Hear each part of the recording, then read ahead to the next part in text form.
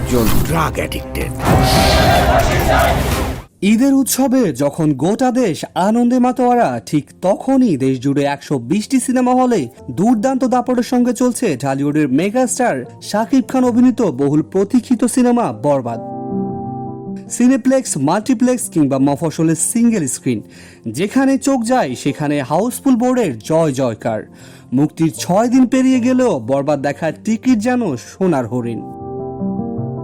ঢাকার বেশিরভাগ সিনেপ্লেক্সে টিকিট না পেয়ে হতাশ হয়ে ফিরছেন দর্শক। কেউ কেউ বাধ্য হয়ে অন্য সিনেমা দেখছেন, অথচ মন পড়ে আছে বরবাদে। একাধিক সিঙ্গেল স্ক্রিনে ব্ল্যাকে টিকিট বিক্রি হচ্ছে, চলছে মিডনাইট শো, যা সাধারণত আন্তর্জাতিক ব্লকবাস্টারদের ক্ষেত্রেই দেখা যায়। আরও বিস্ময়কর বিষয় হলো, বরবাদ দেখে এখন পর্যন্ত কোনো দর্শকই হতাশ হননি, বরং প্রশংসায় ভাসছে সিনেমার নির্মাণ, অভিনয় ও আবেগ ঘন গল্প। এমন সাড়া পেয়ে প্রযোজক শেহরিন আক্তার সুমির মুখেও বিজয়ের হাসি। তিনি জানিয়েছেন, মুক্তির আগে টেবিল কালেকশন থেকেই লগ্নির 1/3 উঠে এসেছে। এখন যেভাবে চলছে, লগ্নি ফেরত পাওয়া শুধু সময়ের ব্যাপার। সিনেমাটি ইতিমধ্যেই অধিকাংশ সিঙ্গেল স্ক্রিনে 2 সপ্তাহের বুকিং নিশ্চিত করেছে।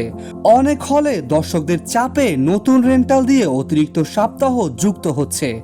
বোঝাই যাচ্ছে বরবাদ ব্লকবাস্টার হওয়ার পথেই এগুচ্ছে। সিনেমার প্রযোজক সুমি জানান, ঈদে মুক্তি পাওয়াটাই ছিল এক বড় চ্যালেঞ্জ, কারণ ছাড়পত্র পেতে অনেক জটিলতার মুখোমুখি হতে হয়েছিল। তাই আমরা চাই ভবিষ্যতের প্রযোজকরা যেন এমন প্রতিকূলতার শিকার না হন। সিস্টেম বদলাতে হলে আমাদের সবাইকে একসঙ্গে কাজ করতে হবে। মেহেদী হাসান হৃদয়ের পরিচালনায় নির্মিত বরবাদে শাকিব খানের বিপরীতে আছেন ইথিকা পাল।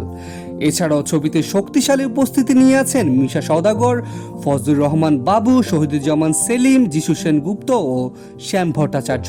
আর বিশেষ চমক হিসেবে আইটেম গানে দেখা গেছে ওপার বাংলার জনপ্রিয় অভিনেত্রী নুসরাত জাহানকে। সব মিলিয়ে বরবাদ দেখে দর্শকদের ভালোবাসার গর্জনে স্পষ্ট, এই ঈদের সিনেমা হলে শাকিব খানের রাজত্ব ফিরে এসেছে, আর বরবাদ হয়ে উঠেছে তার বিজয় মাল্য।